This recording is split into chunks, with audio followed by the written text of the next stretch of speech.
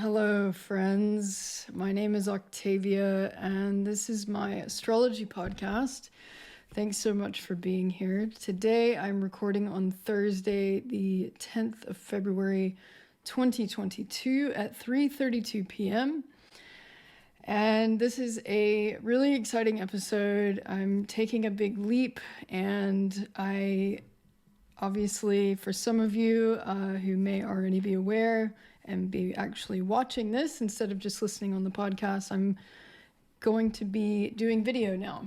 So it's been a big journey to get to this point, to this moment. I'm really stoked to actually just start putting up the charts of the transits as I talk through them, because I've found it's a really lovely way to learn about astrology, is to actually hear someone describing the transits and being able to just kind of look at what that looks like on a chart at the same time. So that's what I'm working toward.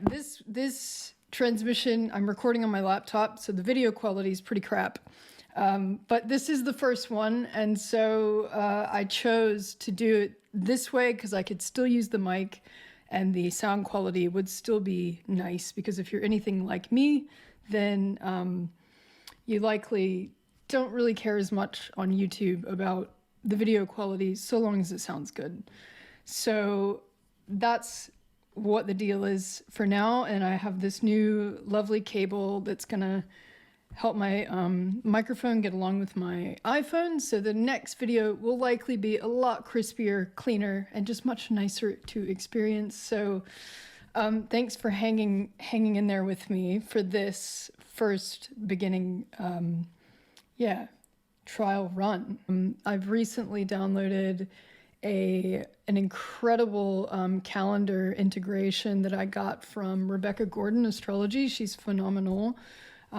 She's an incredible astrologer. She's been doing it for a long time, and now she primarily teaches other astrologers. And anyway, she came up with a calendar which actually you can integrate it into your calendar if this is something you really like to keep up with. And it will show you the day time of all the big transits that are happening. So that being said, today I'm excited to speak about some big astrological stuff that is cooking up for us all, and I'm going to talk through the next several days. Today being the 10th of February, exactly a week from today, we'll have the new moon in Leo on the 17th, and that's going to coincide with Mars and Venus conjoining at the same time in the sign of Capricorn. And Mars, they're traveling together for this month. They're going to come together exact for the full moon, and then they're going to come together again at the beginning of March at 0 degrees Aquarius, which is very exciting. I'm going to talk about that degree. It's 0 degrees Aquarius because it very much relates to some other big benchmark moments in the pandemic timeline, March being the 2-year anniversary of the pandemic. So it's going to be a big cook up, if you will, to the closing up of a chapter. And you're likely already having this experience on some level of feeling things coming up and having to get cleaned up, and then sort of getting wrapped up. And there's a lot of stuff that's getting revealed right now in a really big way on a personal level and societal levels. So I'm going to delve into that stuff as well, and what that can look like, and how we can actually continue to use these influences to align with what's going on, and with minimal struggle and fallout and minimal stress as well. So Mars and Venus will conjoin at 0 degrees Aquarius on March 6th. So Mars and Saturn 2 years ago in April 2020 came together 0 degrees Aquarius on April 1st. Now, this was the This is when everyone was going into lockdown. Like half the world was in lockdown at that point. And so that was like a turning point, you know, where everything that came before that changed in an instant worldwide. So that was 0 degrees. Mars and Saturn came together. And then in December, on the 20th of December 2020, 0 degrees Aquarius is where the Jupiter-Saturn conjunction happened. And that was when the vaccines were rolled out. Literally the 20th, they started rolling them out at the beginning of December. On the 20th is when they started the rollout of people who were not frontline care workers to be vaccinated, the general population. So that was the next stage. That was when everything else was like, okay, now this is all changing. It was lockdowns and then it was vaccines. 0 degrees Aquarius, 0 degrees Aquarius. So again, Mars and Venus are going to conjoin here. 0 degrees Aquarius at the beginning of March on the 6th. Now, the other thing, Pluto, when Pluto enters Aquarius in 2023, in March of next year, it's going to station retrograde at the same degree, at like 0.1 degree of Aquarius. So come March 6th, things are going to be very different to how they've been. And I don't know what that's going to look like. But what we're doing now is preparing us for what's to come that we haven't even really seen yet. We're having to go over and over all this shit that we're in. Because, as I've said previously, we can't start something new until everything's been addressed about what came before. Then we can move forward. So Mars and Venus it's so interesting because Mars and Venus, this has been in the background of my awareness. You know, it's not something I particularly have been looking, I haven't been looking at the Mars and Venus stuff to try to extract some meaning out of it. And there's been some stuff that's come up for me around these archetypes of the masculine and the feminine, which even for me, like, I don't know, I find that to be a little bit contrived and overly simplistic. So I thought up until the last few days. And, you know, it's just interesting because Mercury tomorrow is making its last conjunction, the third out of third with Pluto. And, you know, when things happen multiple times, like especially 3 times, and this often happens in astrology, like planets will, if, you know, a planet goes retrograde and then goes back direct, especially two planets will often have 3 passes with each other.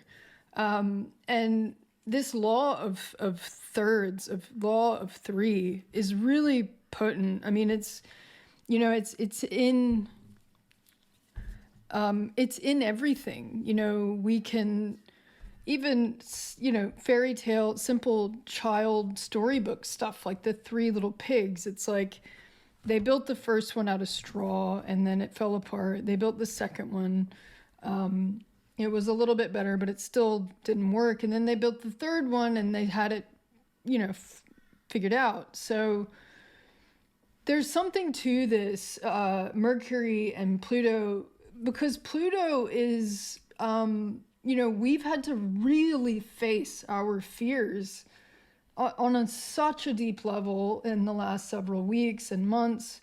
You know, we've had Mercury retrograde in Capricorn, then we had Venus retrograde before that, and now we've got Venus and Mercury direct, and now Mars has joined in, and it's just shifting. It's like we've been in this state of transformation, of looking at our lives in a very different way, and having very different feelings and understandings about like what can stay and what can't. And, you know, I think it's important to name as well that we are all in trauma right now. You know, on a physiological level, the last time that we were in a scenario like this, which so more so like lockdown. So when we were all in lockdown for whatever period of time, depending on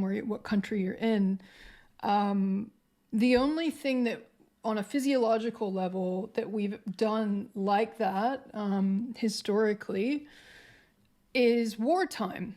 You know, it's like when you can't leave the house except for a certain reason and you can only go to a certain place at a certain time, all that sort of stuff. Physiologically, like, you know, and with epigenetics, we can really understand now the degree to which what we've experienced in previous generations, it still lives within our bodies on a cellular level. Like we, you know, they have those experiments that they've done where they, I think it was something really like heartbreaking. Like they gave bunnies like maraschino cherries and then shocked them, like electrocuted them. And then the bunnies had like, the rabbits had baby bunnies, and then their bunnies had, you know, grandchildren bunnies, and they would not touch cherries. I'm probably butchering that a bit, but that was the gist of it. It was like 2 generations later, those rabbits understood without even knowing why the hell they would not want a cherry.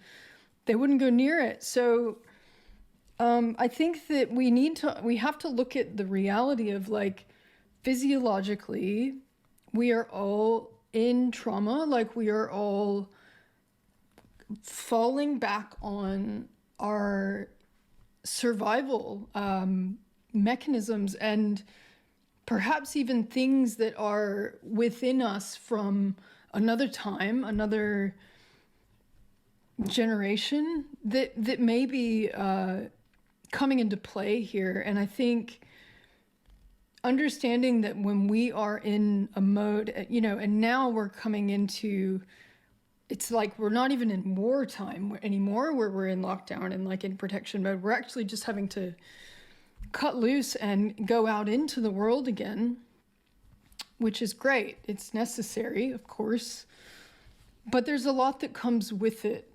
physiologically, and the stakes are higher, and you know, we're all just seeing things differently.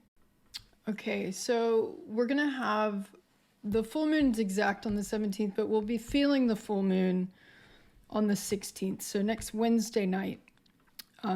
And I want to talk about the lead up into this full moon and how this Mercury Pluto third and final conjunction may be showing up, and also the Venus and Mars conjunction. So they will be exact on the 16th, so on the Wednesday as well. And it's a big call to action that we're really going to be seeing and feeling more and more in this lead up to it. And the moon is right now in Gemini for the first time without the North Node there. So yeah, it just feels a little different, like communication. I don't know about you all, but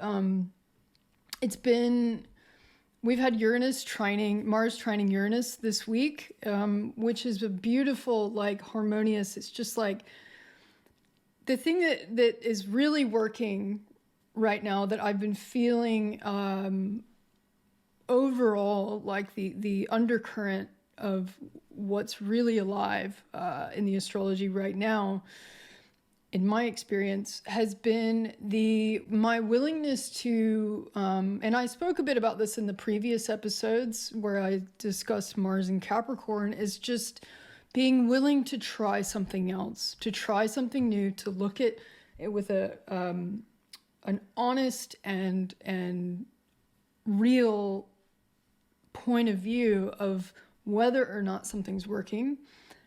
And again, like we are in this traumatized kind of state right now where we really fucking don't want to change. Like we really, there's, and this is where like getting down to the nitty gritty. And the thing about Pluto, Mercury, it's like, this is the third time and it's really fucking powerful. Like Pluto is showing us all the shit that, you know, and if you don't want to see it, then I would say don't go looking, because you will probably get way more than you're bargaining for. So, but this is the nature, the deep investigative, you know, Mercury ruling thought and communication and words and consciousness, but also the monkey mind, you know, and Pluto ruling the underworld and fear. There's plenty of folks who say that Pluto can be hard to connect to on a personal level. Now, depending on where Pluto is in your chart, I think that Pluto's a really helpful, like all of these influences, there's no such thing as a bad planet, a bad influence. Even with the hard aspects that are with the malefics, if you have that in your chart, or if it's happening in life, it's just a part of life, an influence where you can say, okay, I just need to bring my A game to this, because this is asking more of me in a very specific way, and I can become aware, and then I can meet it, you know? And so Mercury conjoining Pluto, like whatever you're being shown right now, you've seen before. It isn't new. It isn't easy to look at, and it's probably getting gnarlier. But at the same time, weirdly, it's probably, as it's getting gnarlier, it's getting less shocking. It's like, yeah, okay. Right, of course. On Saturday, February 12th, over the weekend, the moon's going to go into Cancer, and Mercury's going to make that conjunction to Pluto. It's not going to fill us with terror anymore. And whatever we were afraid of 2 months ago, because Mercury came together with Pluto at the end of December and then again at the end of January, and is coming together again for the third time now. Whatever has come up over the last 2 months, 3 months, by this point, we know it well. And we've seen different iterations of it and had to address that within ourselves and how that's landed for us. And on Saturday, when this third conjunction happens, Moon will be in Cancer, and everyone's gonna have to be faced with whatever this last, you know, deep, ugly kind of thing is, this piece that we've seen before, but not quite like this. And it's gonna hit us all on a feeling level. Moon being in Cancer, and depending on how it lands, folks are going to either feel like it's really protective, which this can be one side of Cancer. Like Cancer is very complex, and with the moon here, it is complex, but there is this protective, you know, the crab. It's hard on the outside, mushy on the inside, and it's like it can be this mechanism of like freezing and just wanting to protect and stay fixed. Because again, it's really difficult. There are places in our lives where it may feel like if we change that part of us, we may die. And that's physiological. Like that is really hard to overcome, those sorts of responses that are coming in right now. But Monday, the Cancer moon will oppose Pluto. So it's just going to be this feeling of being at odds with what we've had to fucking look at. Being like, okay, but how the fuck, what am I supposed to do with that? Like, how does that relate to me? And it's probably going to activate some part of us that we really don't want to be bothered by, we don't want anyone poking at or looking at. It's going to be a sensitive point that's pushed. And, you know, for me, like seeing stuff like this and experiencing what I've experienced, I really trust it, you know, when there's a lot of things in my life, let's say when I'm getting a response from multiple people that's the same, and it's more than two, let's say, or three, and everyone's sort of saying the same thing, then I can't really point the finger, can I? Because if they're all different people saying the same thing to me, the commonality is me, not them. So I think this is a moment where we have to do some, it's kind of like weightlifting, like self-reflection, like weightlifting, like, oh, I really don't want to fucking look at it.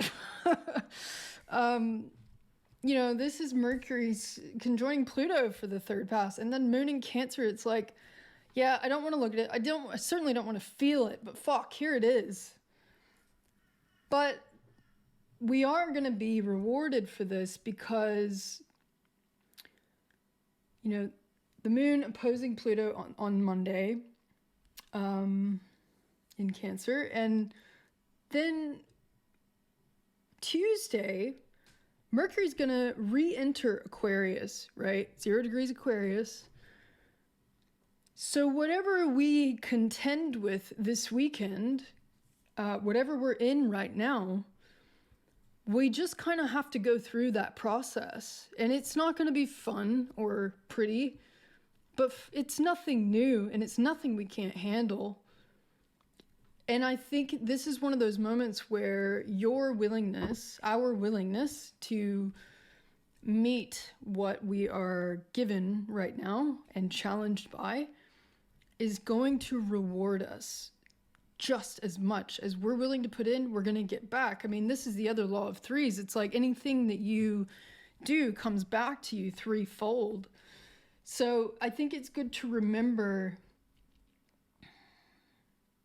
It's good to remember that this is all it's preparing us for something so much bigger, this new chapter, that the more of this work that we do, this muck that we plow through, the better off we're going to be. And so Mercury's going to re-enter Aquarius, giving us some clarity. We're, you know, Mercury's finally leaving Capricorn again.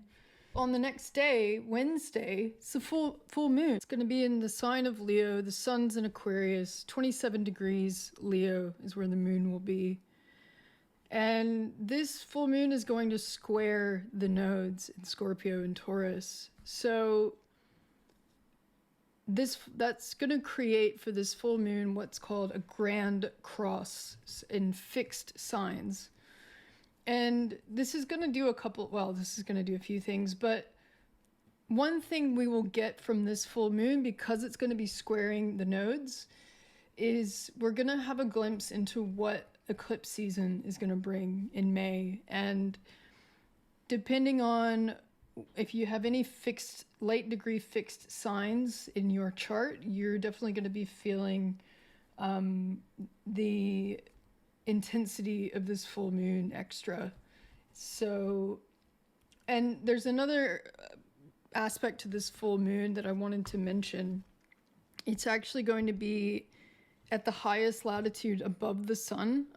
It's like at this pinnacle point in the sky, and it's also in Leo. And because it's in this configuration of this grand cross in fixed signs, it's really going to be a time when it's going to be a full moon that's really volatile. It's really hot, and people are going to want to react, particularly because we've had this lead up from Mercury Pluto, and then moon going into Cancer, and then the moon going into Leo, and then having the full moon.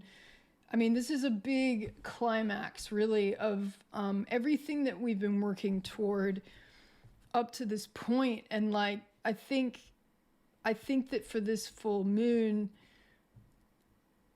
whatever you experience is going to be reflected and magnified in either, you know, relief and, you know, because Leo is all about like, this is who I am, and boom, here it is. Like, this is my heart. This is what I care about. And that's that.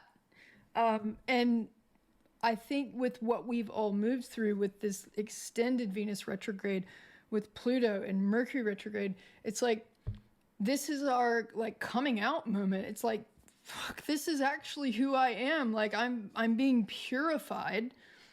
Like I've done all this work on my life and my relationships and what I value. And, whatever we've been doing in the last recent weeks and months, we're gonna either be elevated and uplifted by this full moon, or we will feel completely imprisoned by it. And because it's fixed signs, it's a grand cross in fixed signs, there's a lot of stuff that's gonna be unyielding. And I think, there's a lot of folks out there, the people who are suffering the most right now, I think, are the ones who are really deeply entrenched in how it was and wanting it to stay how it was. Because everything is shifting. It's just, it's like trying to battle the ocean current. Like, there's,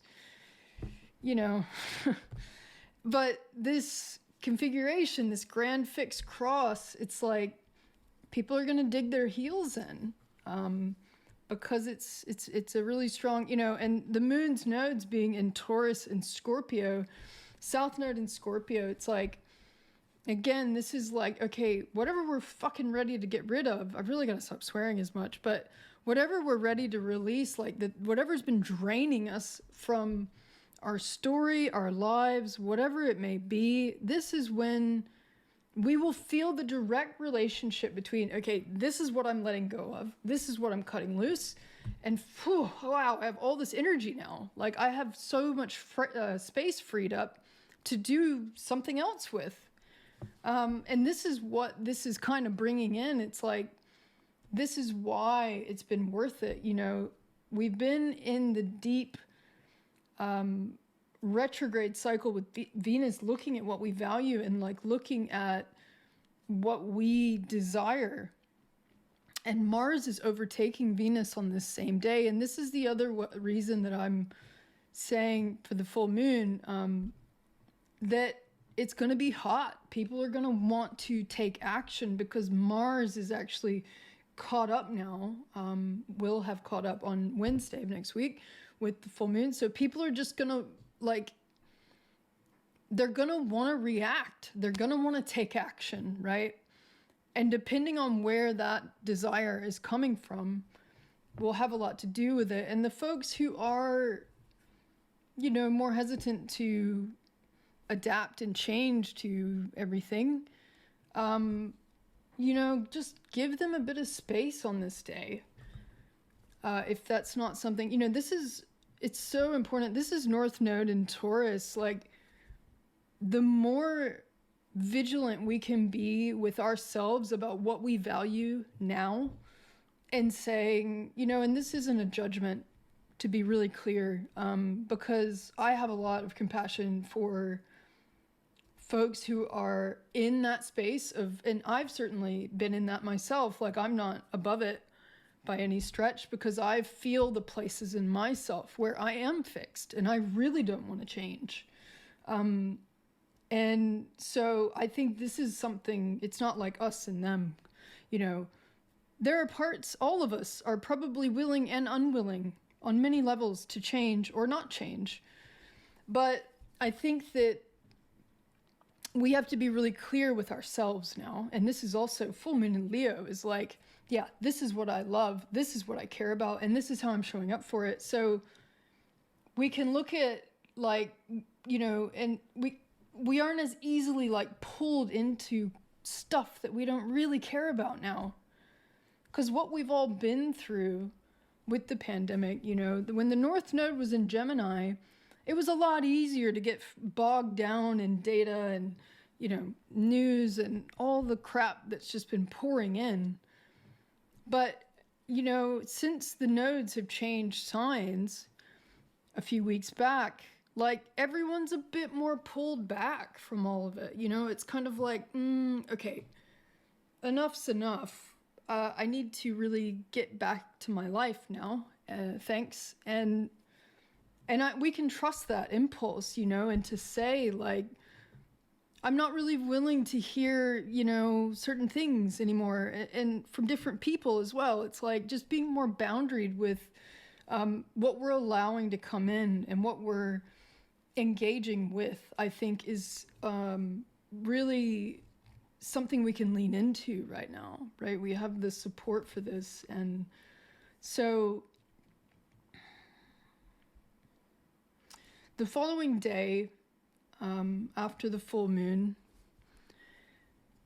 the sun's going to move into Pisces, which is such good news. I mean, so Jupiter's in Pisces. The sun's going to join Jupiter, Jupiter, the great benefic, in its home sign of Pisces.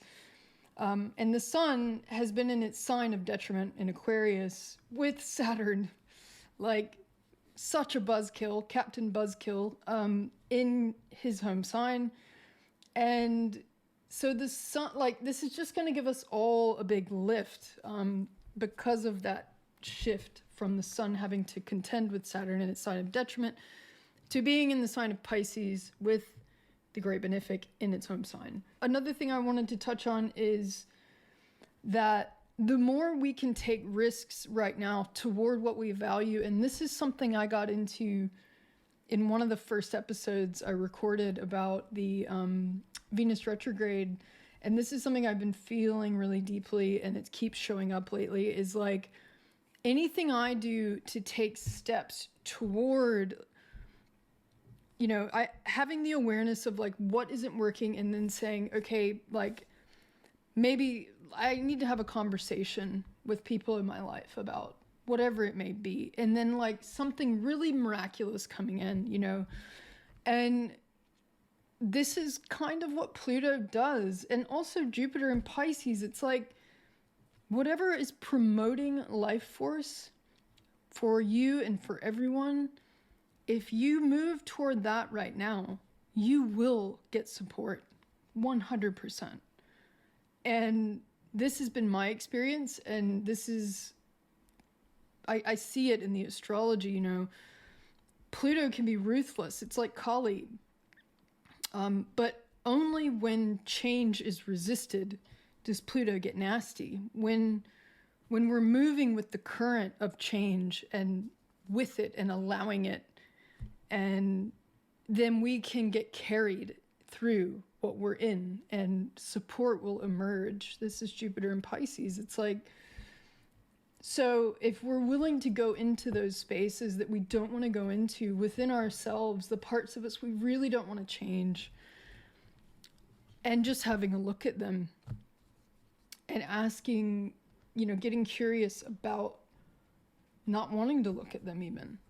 And being able to connect with folks who feel you know, that you feel safe with, that you can have these conversations with that are a higher gradient, you know, where you can really get into some deeper inquiry. Like, it's just so supported right now with Mercury conjoining Pluto, you know, any kind of writing, research, like if you're writing a book, if you're anything with writing and research, like, I mean, like I said, you may get more than you bargained for. So I would say be intentional about what you're looking for, because you could kind of go into a hole, and then, you know, which may, I don't know, you may need that. But yeah, I think that's about it, guys. One last quote I want to end with from the I Ching.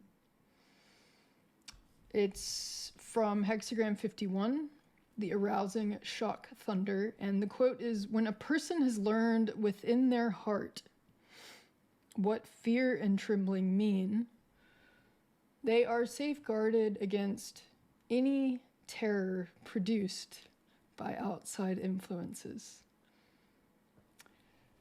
So thanks again for being here. Thanks for listening and watching.